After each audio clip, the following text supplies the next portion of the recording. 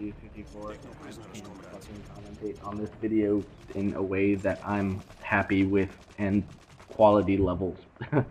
So, yeah, I've commentated over this gameplay like 15 bajillion times, so I know exactly when I get every single kill. Not really, but I do know pretty much everything that happens in this gameplay.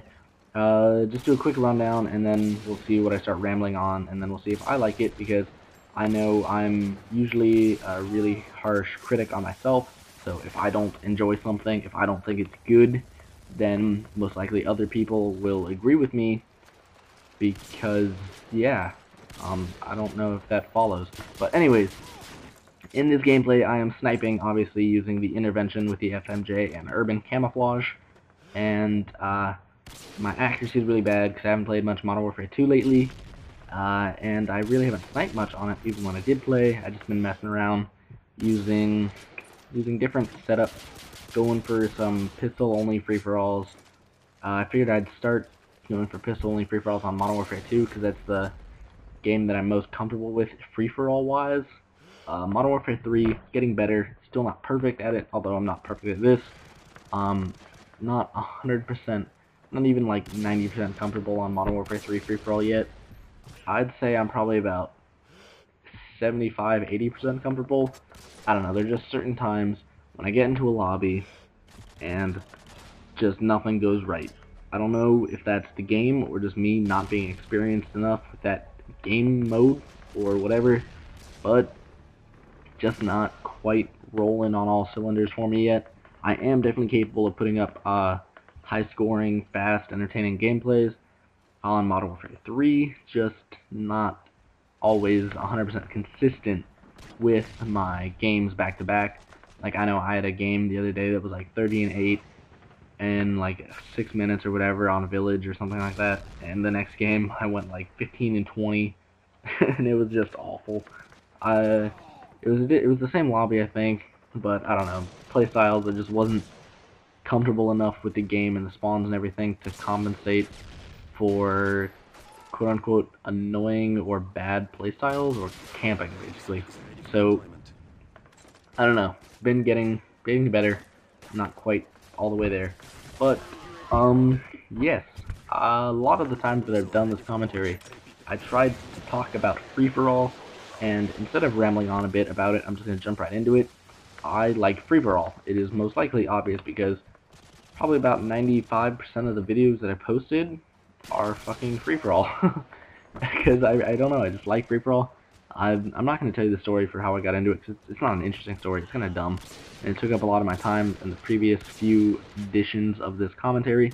So, I'm sure I've mentioned it at some point. Basically, I started playing free-for-all because I was in an Xbox Live party with a friend, and I wanted to be able to talk to him and still play, and I ended up in free-for-all. So, pretty much long story short, I played free-for-all a lot, and still do.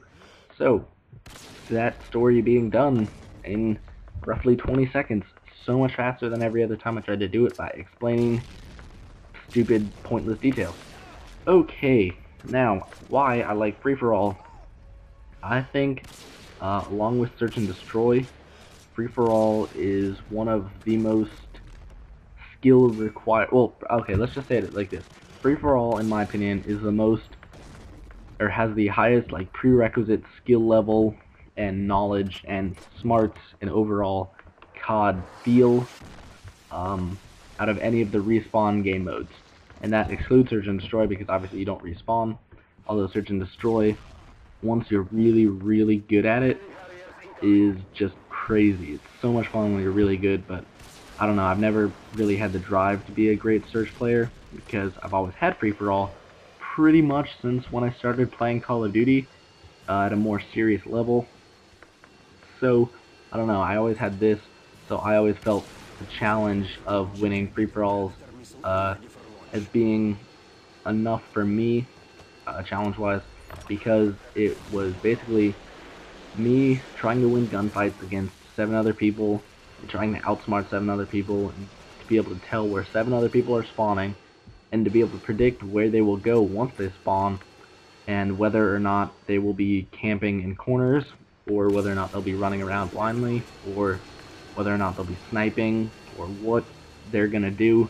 and by paying attention to patterns in the kill feed and where you're at and where you know enemies are at, by watching your mini-map, being alive long enough to build your kill streaks, having a strategy for what parts of the map you want to supposedly hold down, or I guess you could say kind of defend, that kind of thing, or whether or not you want to run around and try and rush into spawns and catch people off guard, to be able to use your air support effectively, to be able to get the right kill streaks for a certain map. Like maybe on high rise, if you want to use 11 kill streak, you don't want to use the AC-130, and you don't want to use the AC-130 in free-for-all in general. You would want to use the chopper gunner just based off of whatever logic you have, and just knowing what setups work for you and being able to sound whore. I don't know, there's just a lot of things about free-for-all that I like. You don't have to worry about bad teammates, although you do have to worry about playing against bad players, which honestly is harder than it sounds, because in free-for-all, bad players camp, and in free-for-all, camping is probably one of the biggest challenges. And then there's a couple of the negatives, like boosting. Boosting is really annoying. But, yeah, those are just some of the basic things that I really like about free-for-all. And I think that, honestly, it's one of the more skill-requiring game modes, because it's literally just you against 7 other people. It's kind of like that feeling you get when you pull off a good clutch in search. Just knowing that you single-handedly beat X amount of people is just great. And being able to pull off a comeback win like this, a 9-kill comeback, just so you know, it's just awesome. It's an awesome feeling. My final score is 30-4. It wasn't the most high-action gameplay, but towards the end I did get a hell of a lot of kills. So hopefully you enjoyed. This commentary is pretty good, so I'm just going to use it. Leave a rating if you enjoyed. That's pretty much it. Peace, guys.